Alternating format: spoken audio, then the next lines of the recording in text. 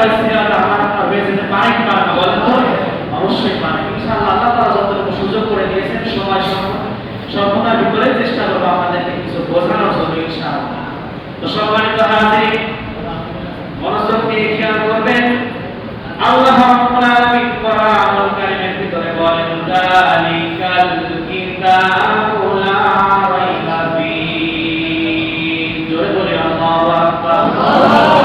আল্লাহ রাব্বুল আলামিন কোরআনুল কারীমের ভিতরে আমাদেরকে কত সুন্দর করে ব্যাখ্যা করে জানিয়ে দেন। ও মুসলমান, আল্লাহ তাআলা বলেন যে আমি আল্লাহ তাআলা এমন একটা কিতাব দুনিয়ার মানুষদের জন্য নাযিল করলাম, সেই কিতাবের ভিতরে কোনো সন্দেহ নাই, যে কিতাবের ভিতরে কোনো ভুল নাই। আমি আল্লাহ তাআলা এই হাসান একটা কিতাব দুনিয়ার মানুষদের জন্য নাযিল করলাম।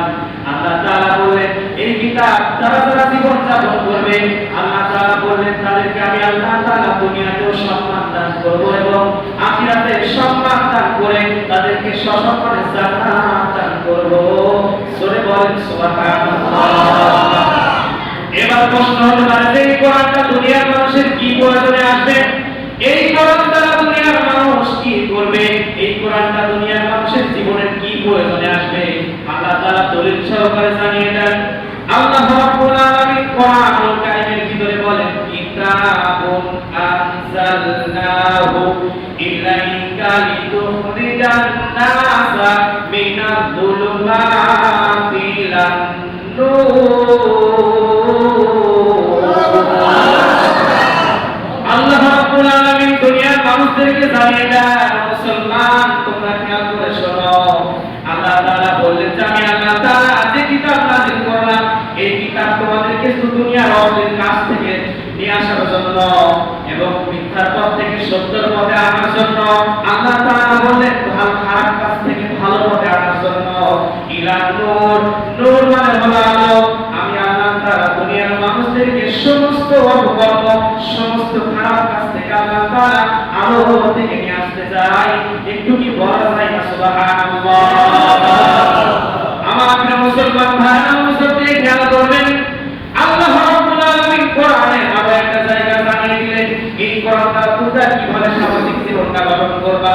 এবার আল্লাহ তাআলা বলেন, ওয়া নাযালনা আলাইকাল কিতাবা বিয়ানান লিকুল্লি শাই ওয়া হুদান ওয়া রাহমাতান ওয়া বুশরা লিল মুসলিমিন।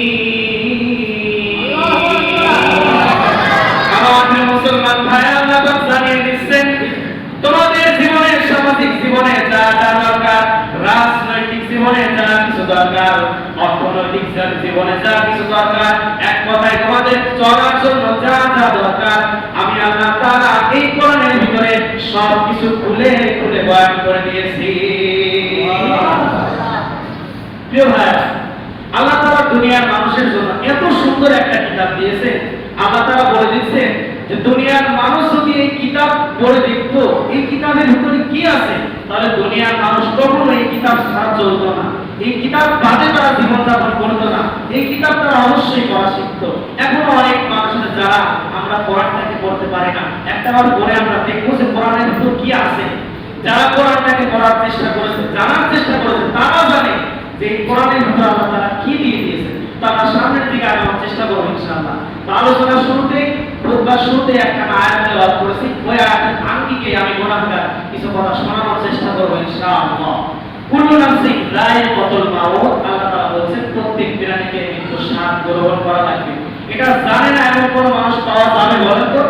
বেশিরভাগ মানুষ আমরা জানি, সবাই জানি, পাওয়া যাবে না এরকম মানুষ খুব কমই আছে। যারা জানে না তারা মনে করবে যে তাদের ইসলাম সম্পর্কে এখনো আরো জানতে হবে, ঠিক কিনা?